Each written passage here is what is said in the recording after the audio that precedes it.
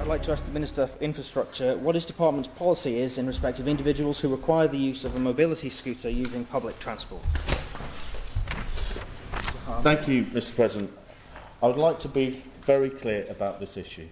We welcome passengers of all abilities and disabilities, and I will do whatever I can to increase the numbers of people using our bus services. We've already seen encouraging growth, and I very much hope that as people respond to the climate change, they give up their car in favour of active travel and public transport. Those with problems walking have seen many improvements in recent years. We have low-floor buses across the fleet. Our buses are fit with suspensions that can easily allow the driver to lower the height of the step to meet the curb. More and more stops are fitted with higher curbs. All of our buses have ramps. We have no problem with wheelchairs, powered or not. We are in no way discriminating against those who have problems walking. Rather, we are asking those who cannot walk as far to choose their mobility aids carefully if they want to use it on the bus. Our policy is to carry all passengers we can safely and legally carry. Buses are designed to carry wheelchairs and prams without the need for special additional restraint, and our drivers regularly carry these. Disabled passengers using a powered wheelchair can readily be accommodated because these fit within the dimensions specified in the vehicle's type approval and can be secured using the standard fittings. Larger mobility scooters designed for use on pavements or roads cannot be carried because they cannot be safely restrained. Whilst our drivers rarely have to make an emergency stop in a bus, under heavy braking, passengers can be thrown suddenly forwards. In the event of an impact, they may be thrown backwards. An unrestrained mobility scooter poses an unacceptable risk to anyone sitting on it or being carried on the bus. We did conduct a brief trial with one passenger who was keen to assist us. Unfortunately, whilst the passenger could get onto the bus with the scooter, the scooter did not remain still during the journey. This means that it would have to be restrained, and we have no restraint system available.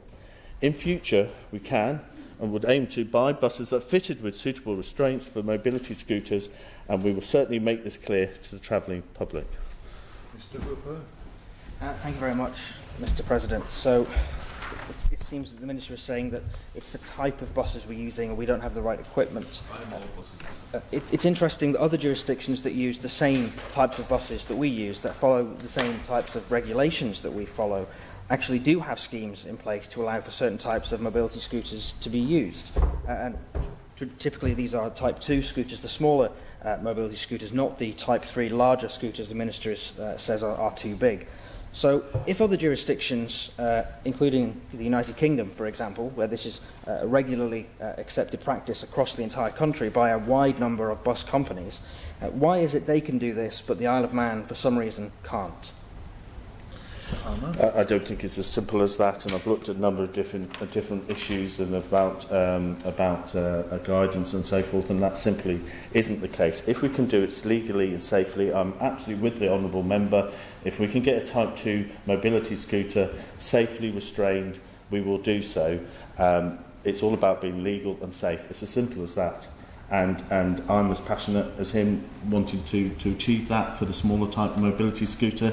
If that can be done legally and safely, I've made it very clear to officers we will do that. Member for Council, Mr. Paul Wilson.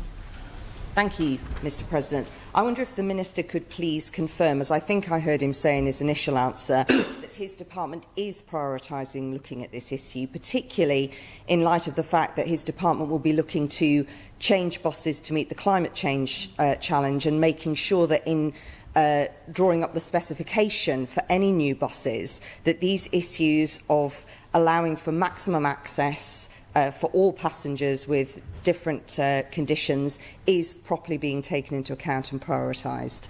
Thank you, Mr. President. Thank you, Mr. President. And I want to be absolutely clear. I take this issue as seriously as every member of this court does. We want to do this. It's about being legal and safe. And obviously, any bus that is looked forward, then that's something that we will consider. Mr. Hooper, supplementary. Thank you very much, Mr. President. The Minister has used the words legal and safe a number of times. He also said that they ran a trial. So, can the Minister confirm that the trial was legal and safe, or was he intentionally and deliberately putting passengers in danger during that trial? Now, if they can run a trial for, I think it was 2 months, legally and safely, why is that not permanent? Why is this not something that can be made permanent quite simply, perhaps with some reasonable adjustments?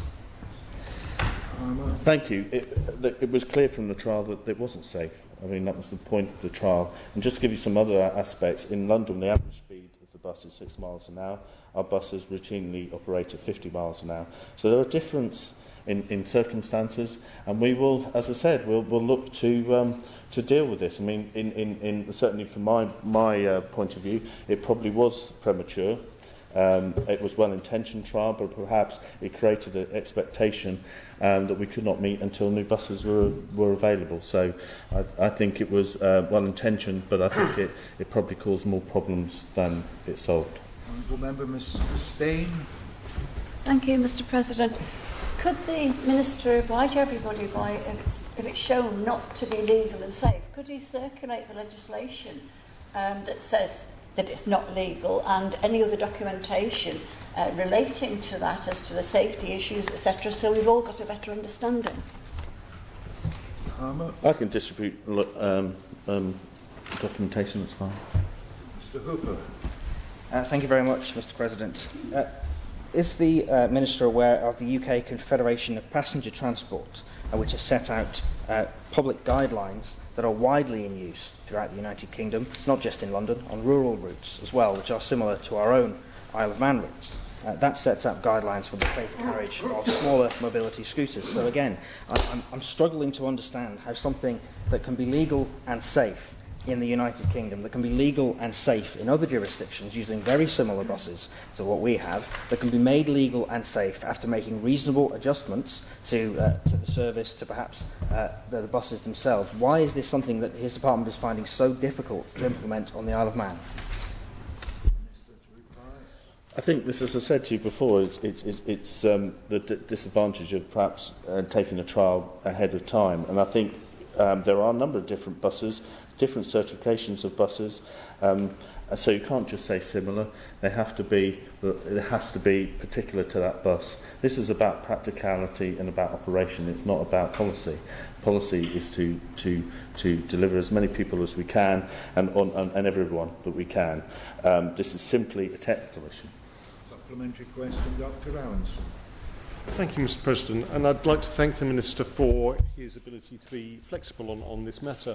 He talks a lot about the legality, and obviously one of the most important laws this Tim Walz has passed is the Equality Act, which highlights the use of suitable modifications to allow people with a disability to access government services and public transport.